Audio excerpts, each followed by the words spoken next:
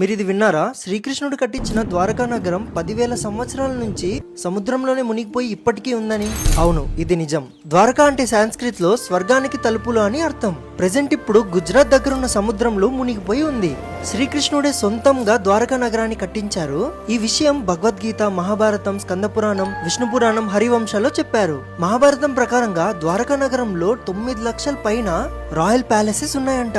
ఆ ప్యాలెసెస్ మొత్తం gold, silver మరియు వజ్రాలతో కట్టించారు. 2002లో సైంటిస్టులు సముద్రం కింద పరీక్షించగా సముద్రం లోపల నుంచి హైలీ అడ్వాన్స్ ఉన్న నగరాన్ని గమనించారు. అక్కడ వాళ్ళకి దొరికిన వస్తువులను, రాళ్లను కార్బన్ డేటింగ్ చేశారు. వాటి వయసు ఎంత ఉండొచ్చో తెలుసుకున్నారు. సుమారుగా 7,000 సంవత్సరాల నుంచి 9,500 సంవత్సరాలు పాతవంట. అవును, మీరు విన్నది కరెక్టే. ఈజిప్షియన్లు, చైనీసులు మరియు ఓల్డ్ హరప్పన్ సివిలైజేషన్ కంటే ఓల్డ్ హిస్టరీ మన శ్రీకృష్ణుడిది. జై శ్రీకృష్ణ. వాసుదేవ్ కృష్ణ.